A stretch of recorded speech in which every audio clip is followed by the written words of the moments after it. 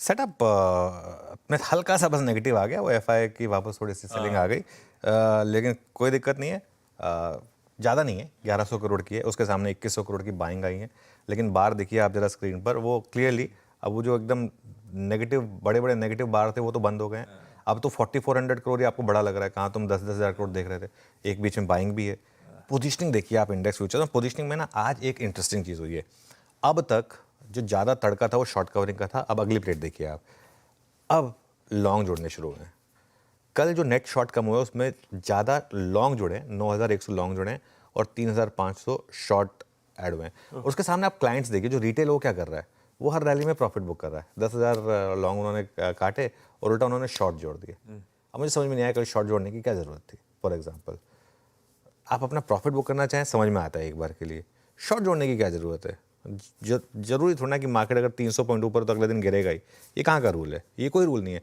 10 दिन तक हम लगातार गिरते गए, हमने कभी सोचा कि 10 दिन से गिर रहे हैं और कितना गिर रहे हैं। 10 दिन हम लगातार गिरे, हम 10 दिन लगातार चल नहीं सकते, चल सकते हैं। लॉ ऑफ एवरेजेस है, मार्केट 51% दिन ऊपर होता है, 49% दिन नेगेटिव होता है, ये फैक्ट है, मैं अपने मन से नहीं कह रहा हूँ। 51 to 52% दिन मार्केट पॉजिटिव होता है, 48 to 49% दिन मार्केट नेगेटिव होता है।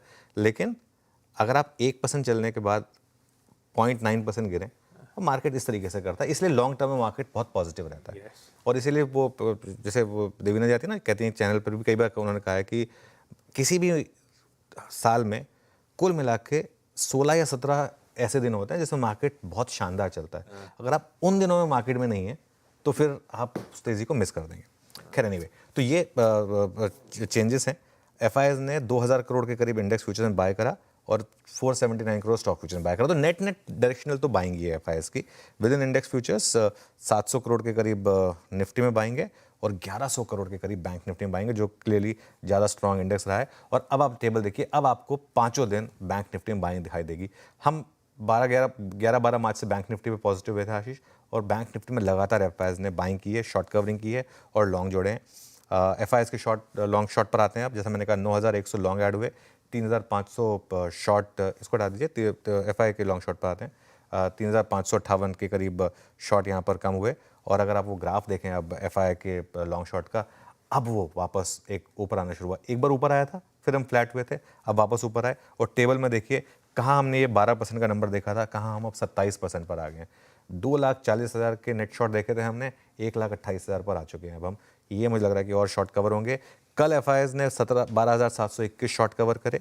3 दिन में 55,644 शॉर्ट कम हुए। 23 दिसंबर के बाद ये सबसे अच्छा लॉन्ग शॉर्ट रेशो है। 29 दिसंबर के बाद 2024 के बाद ये सबसे कम नेट शॉर्ट का नंबर है। तो ये कुल मिलाकर पॉजिटिव मार्केट के लिए। इंडिया विक्स भी बिहेव कर रहा है 13.29 पर, पुटकॉल रेशो 1.20 पर, अभी भी ओवरबॉट नहीं है पुटकॉल रेशो। और एक चीज़, 2 स्टॉक्स बैन से ही बाहर आ गए, नया कोई ऐड नहीं हुआ, एफ&ओ बैन में कोई भी नया स्टॉक नहीं आया, ये अपने आप में एक पॉजिटिव। और 2 स्टॉक बैन से बाहर हुए हैं, बीएससी और मन्नापुरम। इस पर आपको ध्यान रखना है, ये 2 स्टॉक्स पर आज फोकस रहेगा। बाकी 3 स्टॉक ऑलरेडी बैन में है, वो लिस्ट आ जाएगी आपकी स्क्रीन पर। तो ठीक है, सेटअप थोड़ा सा बस एफआई का सेल है, अदरवाइज एक चीज़ कहते हैं ना, एक पिंच ऑफ सॉल्ट के साथ पॉजिटिव है। जो है